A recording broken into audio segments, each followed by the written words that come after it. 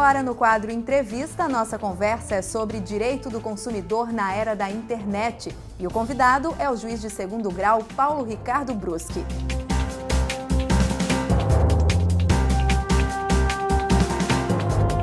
Doutor Paulo, como o senhor analisa o impacto das novas tecnologias, em especial as redes sociais, quanto a essa questão relativa ao direito do consumidor? Um dos aspectos mais impactantes do mundo empresarial, pode-se dizer, decorrente do crescimento dessa informatização aqui no Brasil, certamente está relacionado com a mudança nas relações de consumo.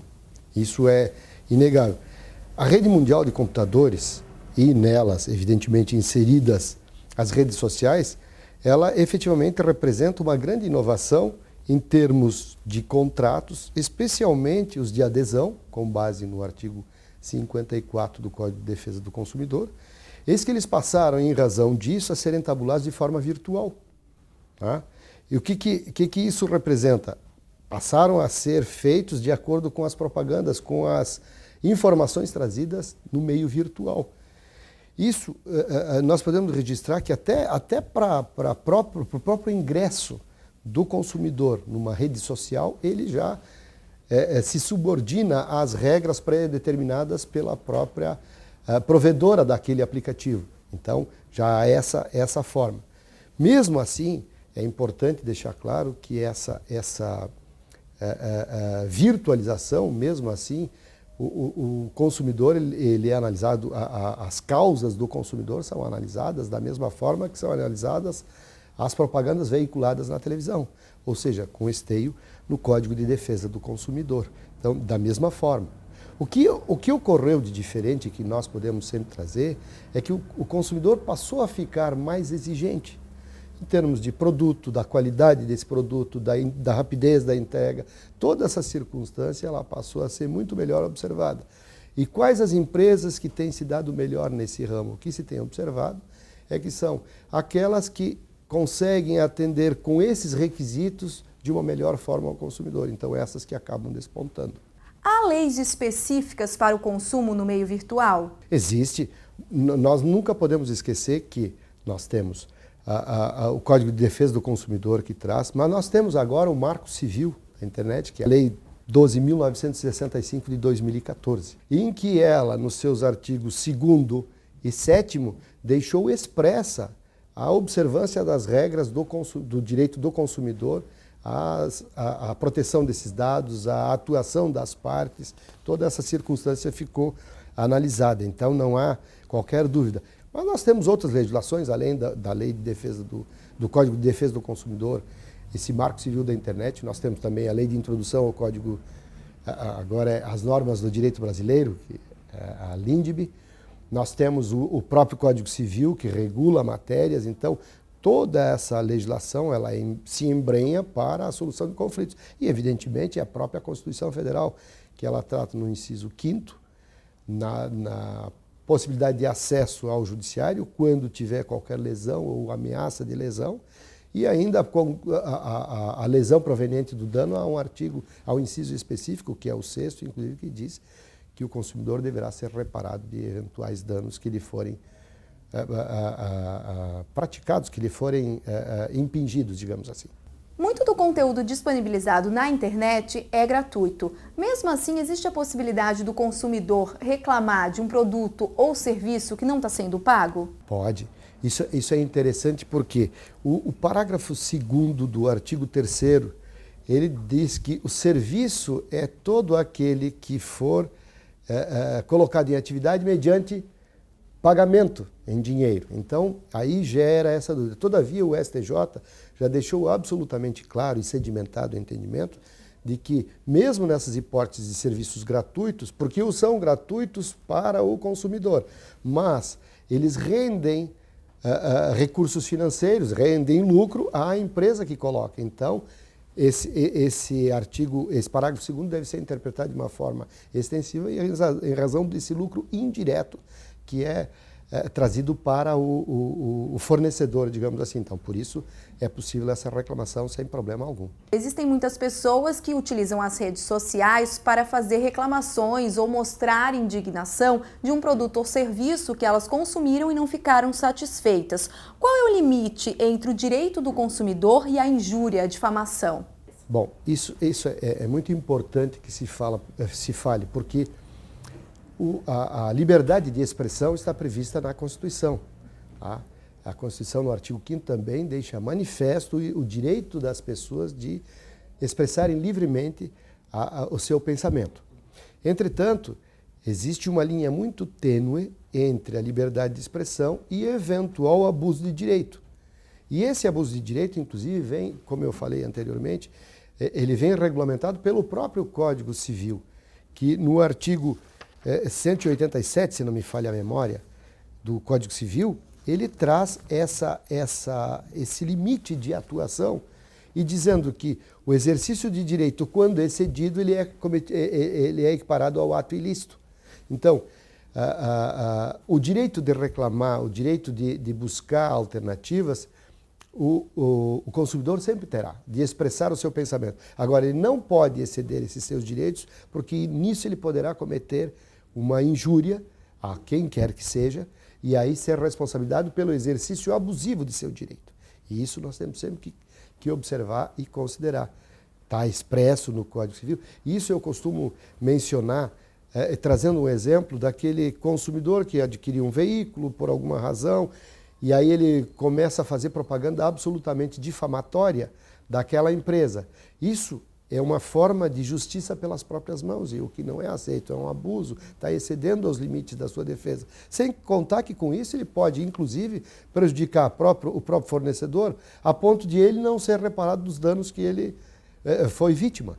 Então, esse limite, essa linha tênue deve sempre ser observado. Então, todo direito deve ser exercido com responsabilidade. É que os direitos previstos na Constituição, eles não são absolutos em qualquer grau. Eles sempre poderão ceder de acordo com demais princípios que incidam naquela relação consumerista ou da relação do dia a dia das pessoas. Nós acompanhamos o caso do WhatsApp, que saiu do ar por alguns momentos por uma decisão judicial e depois voltou. Como é que o senhor analisa esse caso?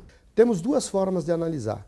Eu vejo também com uma certa desproporcionalidade isso, embora não tenha dúvida em afirmar que nós olhamos sempre para o viés que interessa à população.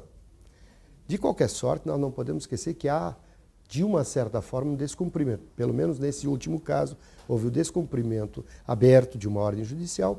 E por que isso é falado? Porque a determinação foi com base, inclusive, no Marco Civil, que determina a mantença de registros, não se determinou a apreciação do conteúdo, mas a gravação das conexões efetuadas naquele período através do WhatsApp. A assertiva da empresa foi a de que não teria condições, porque haveria me fugiu o termo técnico, que os dados estariam criptografados, obrigado, é isso mesmo, e ela não teria mais como acessá-los. Ela teria condições apenas de gravar o momento em que ela faz o correio, o transporte dessas mensagens, digamos assim. De qualquer forma, essa era a obrigação dela, fazer a gravação, não do conteúdo, mas dizer, neste dia, tal horário, houve a emissão de uma mensagem de A mais B. Todavia, entendeu o Supremo Tribunal Federal, através do seu presidente, ministro Lewandowski, que haveria, sim, uma desproporcionalidade. E eu entendo essa desproporcionalidade não com base no não exercício do livre direito, da livre expressão do pensamento. Por quê? Porque ela pode ser exercida de inúmeros outros meios. Então, com todas as vênias, eu não vejo dessa forma. Mas eu vejo também uma desproporcionalidade e, por isso, também, embora por vias transversas, também manteria o serviço no ar, é que estar-se-ia impedindo uma empresa de efetuar o seu trabalho. Embora o Marco Civil preveja essa suspensão temporária, mas eu quero crer que não há ainda uma plena regulamentação. Então, o que acontece? Isso impediria a empresa de exercer a sua profissão. Então, o seu mistério. E isso, então, atenta contra outros princípios constitucionais, que é a livre manifestação do próprio exercício profissional, o livre exercício da profissão. Então, outros paradigmas também seriam cortados. Eu falo, há uma restrição, sim, com a liberdade de pensamento, mas ela não é, com todas as vênias, não é extinta dentro dessa circunstância, porque há um prejuízo, mas existem inúmeros outros aplicativos que permitem a manifestação do pensamento. Ele não estaria abortado, digamos assim. Todavia, é desproporcional em razão desses outros princípios e, por isso, o melhor é manter-se e se aplicar uma multa pesada. Tem, inclusive, a pena de prisão. Me parece que o WhatsApp é um aplicativo do Facebook, né? Então, que nós não temos aqui no país o responsável, então há essa dificuldade, por isso está no Congresso Nacional e, se não me falha a memória, o relator é o nosso deputado catarinense, o Expedião Amin, senador, ex-governador, para tratar desse assunto, exatamente para que se tenha pelo menos alguém para poder determinar, dizer, olha, você tem que cumprir essa obrigação. Porque senão o que acontece? A questão, tirando-se a juridicidade dessa circunstância, se tem o quê? Simplesmente se determinou alguma coisa para o WhatsApp e não foi cumprido. E aí se torna uma questão melindrosa, porque quando uma pessoa que foi vítima, ela vê o direito dela desprezado, e se o juiz determina, o Poder Judiciário determina o cumprimento de uma ordem e essa ordem não é cumprida, ela tem uma ideia de frustração muito grande. Mas tem as circunstâncias que tem que ser sopesada de todas as formas. Então vejo sim uma desproporção em razão desse impedimento do exercício da profissão. Qual é o limite entre a relação de consumo entre o usuário e o provedor de internet? O limite está previsto na própria legislação ali, né?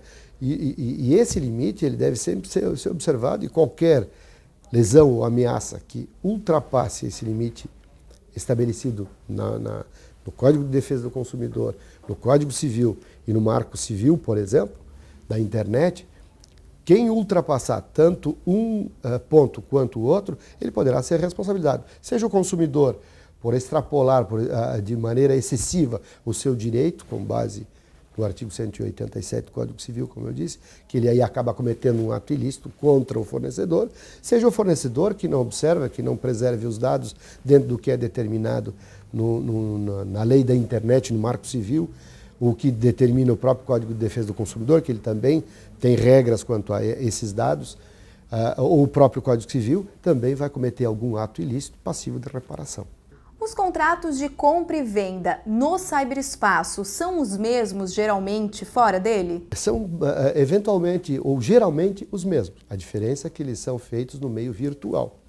E aí, com base nesses dados, nesse cadastro efetuado, e é muito comum também nós termos a questão de cadastro de uma empresa que é utilizado pela outra, e aí vem aqueles limites que nós conversamos há pouco, que devem ser observados. Extrapolados aqueles limites expostos pela própria Lei 12.965, que é o Marco Civil da Internet, ou extrapolados os limites previstos no Código de Defesa do Consumidor, ou ainda ultrapassados os limites do Código Civil, evidentemente, incidirá mais uma vez o artigo 5º, que diz que qualquer lesão ou ameaça de lesão ou dano deverá ser reparado. Para finalizar, quais são as recomendações para os consumidores que costumam comprar pela internet? Olha, eu vejo... É uma situação um pouco melindrosa de eu chegar aqui e dizer, olha, eu sugiro que faça isso. Mas uma menção que eu fiz no início desse nosso bate-papo, digamos assim, é que as empresas que mais têm despontado nesse comércio virtual são aquelas que se preocupam com a entrega, com a publicidade dos seus produtos, com a qualidade de seus produtos, com o preço, que colocam de forma visível. E essas empresas, ao que me consta, elas recebem uma nota dos consumidores dizendo, olha, uma empresa confiável, uma empresa confiável. Então, que se verifique outras vendas que foram realizadas. Olha, esse produto já foi vendido para tantas pessoas, tantas reclamações. Então, que ele preste atenção na própria qualificação e que ele mesmo, quando vá efetuar uma compra, ele faça a qualificação das empresas e que tenha essa circunstância sempre à mão, sempre atento de fazer essa verificação. E para as empresas, evidentemente, que façam a colocação do seu produto de forma absolutamente clara, como manda não só o Marco Civil, mas como já determina de há muito tempo o Código de Defesa do Consumidor, que deixe de forma absolutamente clara, que não traga uma propaganda enganosa, que não possa induzir o consumidor a um equívoco, porque esse induzido ele também terá direito à reparação de eventual dano que sofrer. Ok. Obrigada, juiz Paulo Ricardo Bruschi, pela sua participação aqui no programa. Foi um enorme prazer e sempre que possível estarei aqui novamente. E o Justiça Legal de hoje fica por aqui. Obrigada pela sua companhia e até o próximo sábado, a partir das 2 horas da tarde, aqui na TV Justiça. Até lá!